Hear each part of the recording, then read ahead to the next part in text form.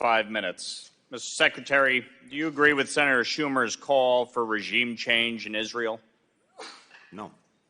Well, let me say this. I'm not sure what call you're referring to, but Senator Schumer stood on the Senate floor, I'm sure you saw the speech, and demanded regime change in Israel. That's not for. Do you agree with Senator Schumer? Not for us to decide who Israel's government is. So, yes or no? Do you agree? I didn't. That's not what I heard him say. But regardless, it's not for us to decide who Israel's government is. Do you agree with Nancy Pelosi that Prime Minister Netanyahu should resign? Again, it's not for us to say. These are decisions for the Israelis to make. Do you agree with the Hamas Ministry of Health's death toll? The precise figures we can't validate. The general number of dead, wounded, injured. We know it's the toll is terrible, and the Israelis acknowledge that themselves. So we don't have an actual count? A precise number? No, it's almost impossible to get a precise number in the midst of a war. So on the decisions that the administration has made with respect to providing Israel lethal aid, what are you using as a metrics to make the determination? Oh, we have our evaluations, we have our assessments that are not simply what the Hamas ministry is putting out, but our own intelligence, information from a variety of sources.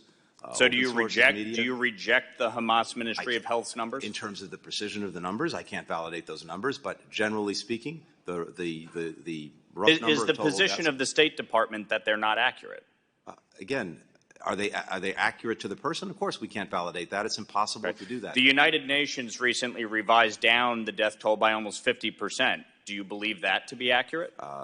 Again, those with absolute precision, we can't say. But listen, if it's 14,000 children or 7,000 children, it's still 7,000 children too many.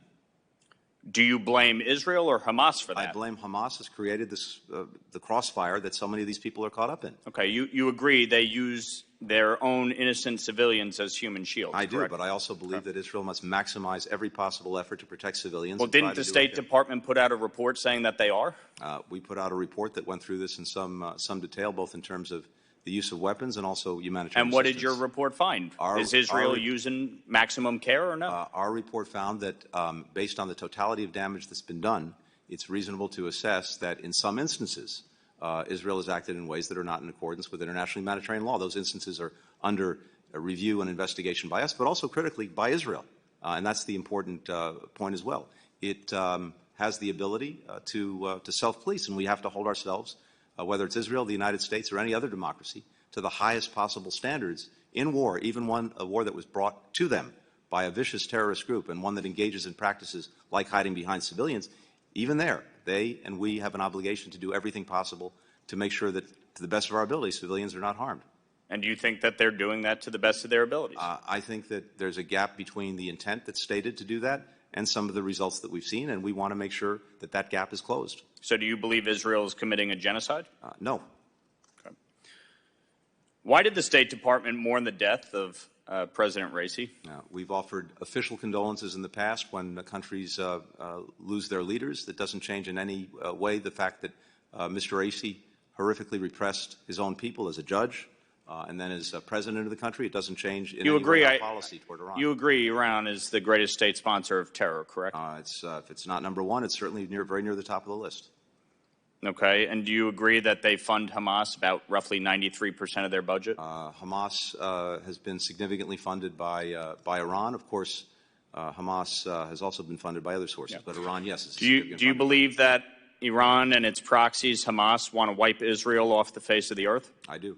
You agree that's their stated goal? That's their stated goal. You're right. Okay, so if you know that's their stated goal, number one, why would we recognize the death of the butcher of Tehran? And number two, why are you withholding weapons and making it harder for Israel to defend itself, knowing full well, as you just testified, that Iran and Hamas want to wipe Israel off the face of the earth? Yes, and we've done everything that we can do to make sure that Israel has the means to deal effectively with Hamas, including making sure October 7th never happens again. The question is, what is the best way to get an enduring resolution to the problem of Hamas? We have different views the best way to do it is for Hamas to surrender and release the hostages, yes, is it not? Yes, okay. Absolutely.